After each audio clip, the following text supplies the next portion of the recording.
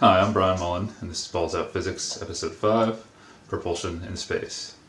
Now, a lot of people out there, including myself, when they started questioning things, questioning space travel, start to think about how in space there's nothing, or there's no matter in space. And a lot of people have said, well, what are you pushing off of in space? And that's one of the things I started to think about a lot, and it's one of the things that kind of broke my heart, because if you watched episode 4, when I talked about the thermosphere, I realized that the temperatures in low Earth orbit were too high, but I did wonder if we can get through the thermosphere, can we still travel the stars? But then I started to think about this idea of having nothing to push off of, and I realized that I don't think it's even possible to move in space if it is what mainstream science or mainstream astronomy believe, that it is a vacuum.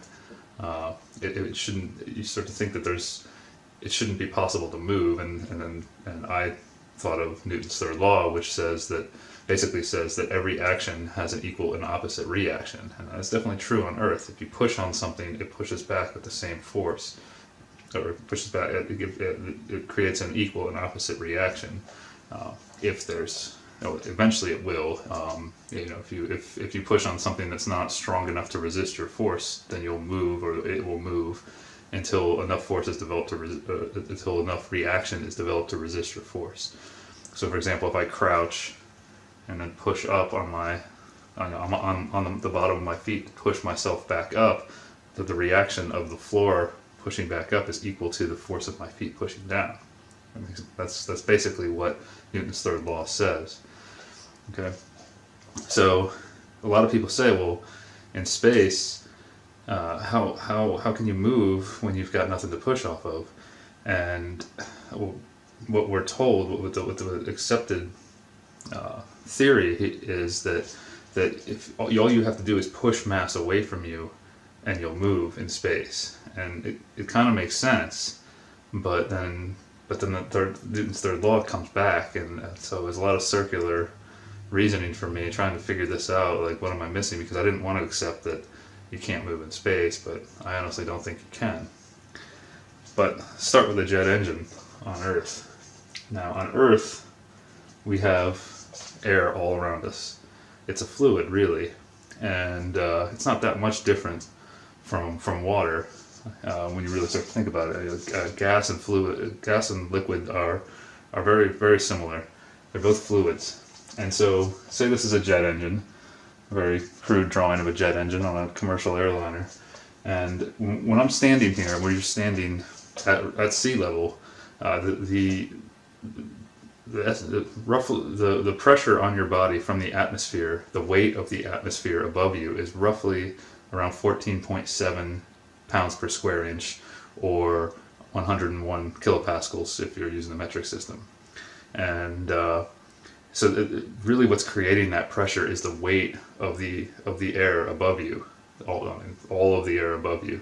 It's just like, the best way to think about it is that if you dive in a pool and you swim to the bottom, you can feel the pressure increase as you go lower and lower in the pool. That's because the weight of the water above you is increasing, and you really feel it in your ears. Especially if your ears are very sensitive, and you go lower and lower, you go deeper and deeper, depending on how deep the pool is, you feel that pressure in your ears. It's the same thing in the air, just not as noticeable. And so, as you rise in a pool, the pressure becomes less, and the same thing happens in our air. If you go up into the mountains, the pressure actually decreases, and when engineers are designing things that are affected by pressure, they do account for altitude and how pressure changes. And at sea level, we use 14.7, and that's typically called 1 atmosphere of pressure. Okay, so a jet engine sitting here, say the engine sitting on the runway, is experiencing this pressure all around it, just like our bodies are. And that's one of the reasons it's theorized that you need a spacesuit in space. One of the reasons is because our bodies in space would expand because space has negative pressure. And so, the atmospheric pressure is what actually holds our bodies together on Earth. That's the theory. So you have all this, call this the air pressure, this atmospheric pressure, if we want to call it that, or whatever, is acting on this engine from all sides. Okay, as it's sitting here on the runway. Just like it's acting on my body, it's acting on you, the viewer, and everything. Okay? So there's pressure here. And that is 1 ATM equals 14.7 PSI. I'm going to use English units because that's what I'm used to. But I do think the metric system is better because, well, I think if you do believe that this world was designed, I think the designer gave us a hint on which system is better. It's just easier for our heads, but each their own. So, okay, have an engine sitting here. It's off. Alright, I posted a link below to a 5-minute video that shows how a jet engine works in a nutshell, and it's very cool how they work. It's very interesting. It's really based on how a nozzle works. So to give you an example, that you take a garden hose and you turn the hose on full, and water streams out of the end of the hose. But if you put your thumb over the end of the hose and cover, say, half of it, the water sprays out much faster. And the reason that happens, it sprays out faster and farther, is because you increase the energy, but the amount of mass flowing through stays the same. You think about it, behind your finger, there's still the same amount of mass, and the same amount of water is flowing. But then you reduce the size of the hole that the water can come out of, but that same amount of mass still has to keep moving because there's still that much mass behind it, pushing it. So that's why the water sprays farther and faster, because you're actually increasing the energy. And if you think about it, kinetic energy is equal to, KE is equal to 1/2 mass times velocity squared. So you see what happens here is the velocity increases because you reduce the area, and so your energy increases. Now, I could get into the flow equation and show how when you actually reduce the area, it increases the energy, but I'm just giving the basics here. This is what's happening. And that's how a jet engine works too.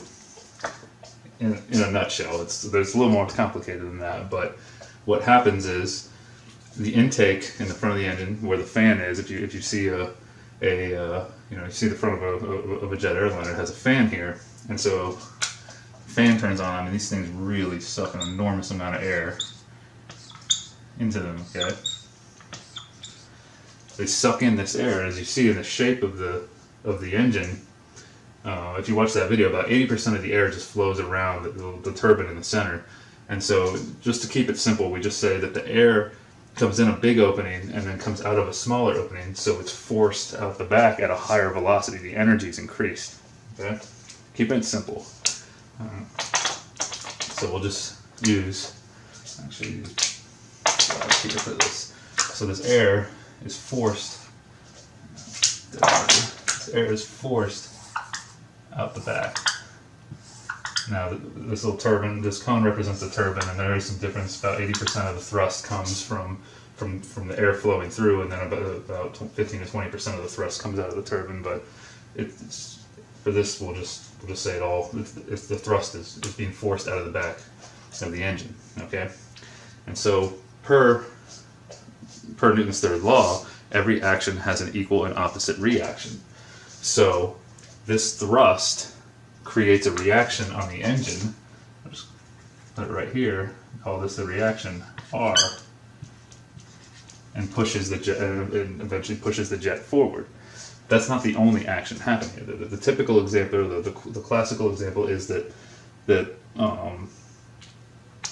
thrust pushes this way, the action of the thrust pushes this way, creates a reaction to push the rocket. Okay, but there's something else happening here. There's a lot of actions happening. The thrust is acting on the environment, or the air is acting on the thrust, however you want to look at it. So the way I see it is, it's like this column of air, this jet of air is being sprayed out of the back of the engine, and you have this atmospheric pressure that's pushing the surrounding relatively stationary air against it, or holding it against it. So we develop little reactions, friction between the air. This is kind of like the viscosity of a liquid. Actually, it's pretty much what it is. So little shears, as I call it. And that's how you develop the reaction between the thrust and the air. Does that make sense? So like the pressure holds the stationary air, relatively stationary air, against the thrust, and that creates friction, which creates a reaction against the thrust, which basically you have to keep your action reaction going to move. Make sense? So that's how it works in a nutshell on Earth. There's a lot more to it, but watch that video to understand how the jet engine works. Okay? But in space, it's different. Space sucks. Literally, it sucks. It's a vacuum. The pressure is negative. So all these blue arrows pointing at the engine would be different. So just they'd be facing the other way, because space would be sucking on the engine. Now a jet engine like this can't work in space because you need an intake. You need to pull air in and force it out the back. So that's not how propulsion in space works. And when I was a kid, I grew up watching the space shuttle launches, and I was quite obsessed with it. I wanted to be an astronaut like every kid for a little while, and I liked watching how it moved. I liked learning how it worked in space. And if you remember the space shuttle program, the way the space shuttle worked after the launch, after it got into space, it had these little jets. It had these little jets all over it that shot compressed oxygen out into space, and that was supposed to be the mass moving, the push of the mass away from the mass of the oxygen away from the shuttle was supposed to be what controlled its movement and gave it thrust when it needed to, rolled, whatever it needed to do. The little tss, you see in the movies. Well, so let's say that this is actually one of the little nozzles on the shuttle, okay? And then we'll extend the nozzle over to the shuttle. Say the shuttle's over here somewhere. This is just one of those little nozzles, tiny little nozzle that shoots compressed oxygen out into space, okay? And remember though, space sucks. So you have this pressure acting the other way. What that pressure is really not important because it sucks. That's all that matters. I'm being... So we have all this suction happening on the engine, and on the engine and on the, or not on the engine, on the nozzle, excuse me, and it's pulling on here, and say the nozzle's closed right now. This nozzle isn't active yet, and so you have this built-up compressed oxygen inside this nozzle, and say there's a tank over here filled with compressed oxygen, and when they open the end of the nozzle, or the jet, whatever you want to call it, you have this suction force over here, and then I'll use red to show that the very high pressure oxygen wants to spray out into space. But space is already pulling away from that oxygen. So how do you develop an equal and opposite reaction when space is already pulling all of this stuff away? It's sucking, it's pulling. So this opens, and there's compressed, built-up oxygen in here, and the oxygen is actually pushing on the wall of the nozzle and the tank that it's in. Okay? It's already pushing on that surface. And then it opens and it sprays out into space, but there's no air out there. There's no positive pressure to hold air against the oxygen if there was any air. And so it would just, in my opinion, when you really start to think of it, wouldn't it just expand infinitely the moment it starts to come out? Where's the opposite reaction created? And that's what people are really asking. Our guts, that's like a lot of people, our gut reaction is, no, wait, that doesn't seem like it would work. And so this question is discussed. I actually have a friend who took a propulsion class. I can't remember what the class was called. He took it was an online class. It was free from a very well respected university. I won't mention it. Well, it was MIT, but they offer free courses, and he told me that in the course that to answer this question, what they do is they show the professor has a video of himself standing on a skateboard, and he took some weights and throws the weights away from him, and he moved back the other way. And I said, oh, I got to try this. And so I took I had an old skateboard, and I went out into the garage and I started throwing weights away from me, and I didn't move. And I was like, They can't lie about something like that. That would be, people would test that eventually, right? Come on. And so I may have said this in the past that I didn't move on the skateboard. So the skateboard had really old wheels on it, and these are the wheels that used to be on it. You can see the bearings are kind of rusty, and so I decided I really need to do this right. So I got some nice rollerblade wheels. When I was a kid, it was considered lame to put rollerblade wheels on your skateboard, but I kind of sucked at skating, so I just liked going fast. And this skateboard is the design here. My idea here is for this thing to only go straight. Because you see, if I try to turn, the board will hit the rollerblade. But so I got some new bearings. You know, wheels spin really well, and I set up a trap or something to catch stuff as I threw it away from me. And I stood on the skateboard and started throwing mass away from me. Well, I took a cinder block or a CMU block and threw it away from me, and sure enough, I moved backwards pretty significantly. So I was like, okay, that works. But is that the same thing? Well, it took me a while to wrap my head around. Like, where's the equal and opposite reaction? And is this the same thing?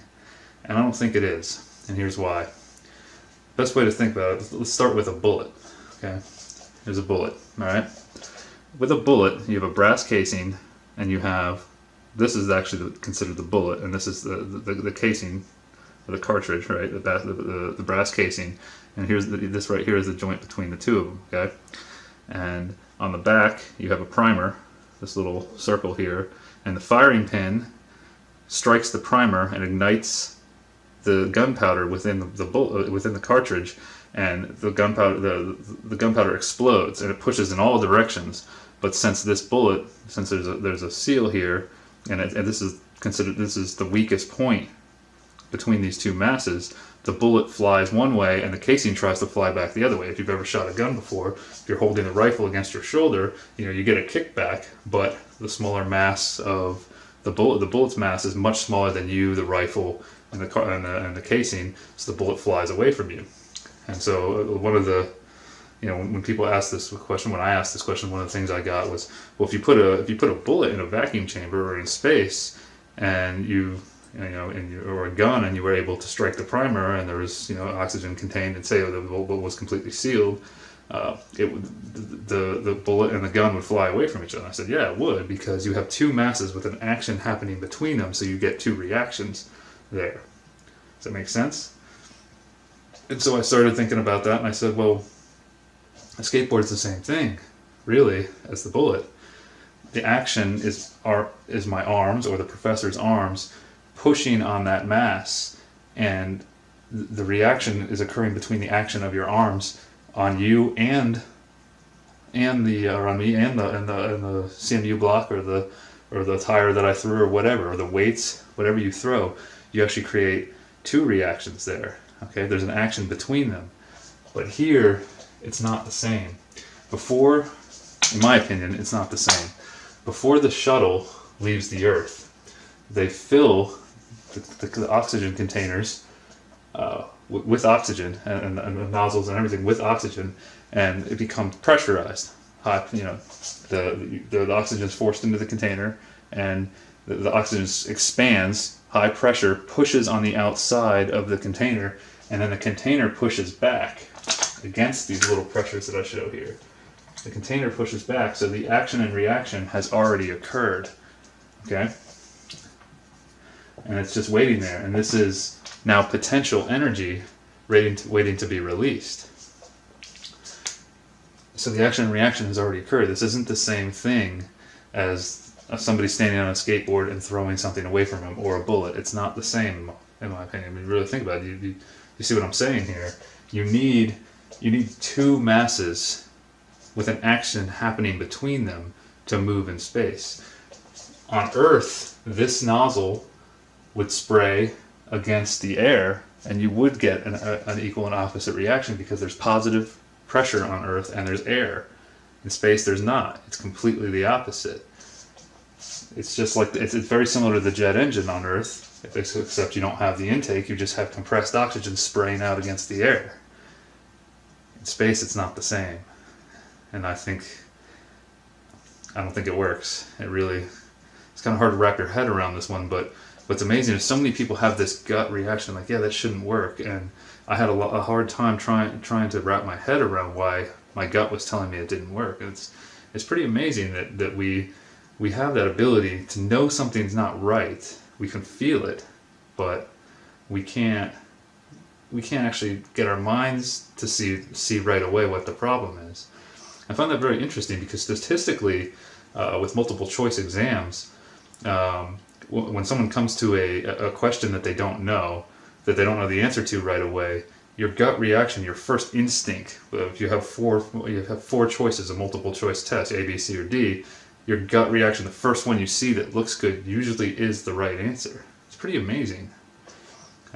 It's sometimes called intuition, and women are known for having better intuition than men. So, ladies out there, how does this feel? What do you think about this? Does this make sense? Does it seem like we should be able to move in space with this type of propulsion? Now, if you had a bunch of bullets and and barrels sticking out of the space shuttle and fired bullets out of those barrels, then I would think you would be able to move for the reason I explained. But carrying bullets and gunpowder up into space, first of all, it's really heavy. Bullets are heavy. Lead, for one, brass casings, gunpowder, everything. And all the high temperatures you're seeing up there and the high pressures and everything and these extremely flammable bullets, have fun with that. I wouldn't do that, and I'm sure nobody would want to do that. So you would need two masses and an action happening between them to move in space, whereas in this case you only have one mass that's already contained, it's already pressurized, the action and reaction has already happened, and then when you open the nozzle, it just sprays out into space. Make sense? So that's the problem I see, and today is April 1st, so I kind of figured out how to explain this. Droidfuel and I were actually talking about this one, and it kind of worked out that what we both see. A lot of people feel that something's wrong about propulsion in space, or the classical ways we've been taught with compressed oxygen being sprayed out into space, and that was how the shuttle moved. I know there's different propulsion systems out there, but the space shuttle was supposed to exist and it was supposed to move up there, and a lot of people are thinking that it wasn't real. And based on everything I've shown in episode 4 and what I've seen, all the hoax footage, I don't think it's real, unfortunately. And just had to cut. So yeah, as I was saying, today's April 1st, and I think we're all being fooled by these space agencies, and there are a lot of people who agree with me. I mean, it's the number seems to be growing more and more every day. There's in the description below, I posted another link to a video showing glitches and anomalies and things that don't look real on the space station, that was made by a person who actually who does think that we live on a globe. I remain open. I have no idea what this world is at the moment, and I'm trying to determine that, so keep reiterating that. And so yeah, I think we're being fooled. Another thing I want to point out is if you watched episode 4, there's two episodes up right now. There's probably more sub-episodes for episode 4. I talked a lot about the International Space Station and the temperatures and all the problems with low Earth orbit. But the International Space Station is supposed to have an ion thruster on it, and it seems very high tech. I've looked into it a little bit, but I don't really want to spend too much time trying to understand how it works, because if the compressed oxygen propulsion has problems, I mean, and what's the point really is how I feel about it now. But the reason that the ISS has an ion thruster is NASA says is because the space station runs into gas particles in the thermosphere. There's collisions with gas particles that are significant enough to slow it down. And if you watched episode 3, in episode 3, I talk about how the minimum velocity, or the velocity at whatever altitude is calculated to, or a minimum velocity that you need to maintain to stay in orbit, so you don't get pulled towards the Earth or whatever object you're orbiting. And so the space station has to maintain that minimum velocity, or it will get pulled towards Earth. If it increases the velocity, then based on the heliocentric model and our gravity equations, then it would move farther away from Earth. So they have to activate the thruster every 3-6 months. I don't remember what it is, due to collisions with these gas particles. So if you watched episode 4, the whole episode was all about, how come this station doesn't get hot? How come satellites don't get hot? And so these collisions with particles are significant enough to slow the station down, but not significant enough to heat it up, because the particles contain a lot of energy. It's very hot up there. So there's a lot of contradictions, a lot of things that don't make sense. And then when you see video, when you see things that show glitches and makes it look, just anomalies that look fake, pay close attention. That video, the first time I watched the video I posted down below, I didn't really see a whole lot, and then I really started paying attention to what the video creator was actually trying to show. I said, wow, yeah, there's things that it does look fake, like it's been faked, or it's pieced together, or like they're in a pool. So I'll let you be the judge of that. I'm not telling you what to believe. Like I said, this is my opinion, but there are people out there who agree with me. It's a lot of people are agreeing with me, and I'm agreeing with others who are doing work like this. So we need some answers, and like, we're paying for all this stuff, and when still only 553 people have been to space. So we need to stop paying to be fooled. I think if we are being fooled, and at the moment, I have to conclude that. So, regardless of the shape of the world, I'm going in kind of a different direction as well. I'm going to keep making Balls Out Physics episodes, but I'm also, besides what the shape of this world is, I'm kind of leaning towards trying to understand how it works. And if these space agencies are going through all this trouble to fool us, maybe it's because they do know how this world works. Could be. Or could not be. There could be logical explanations for all this stuff, but that's why I'm making these videos, to see if we can find them or see if we can't. So, until next time, peace.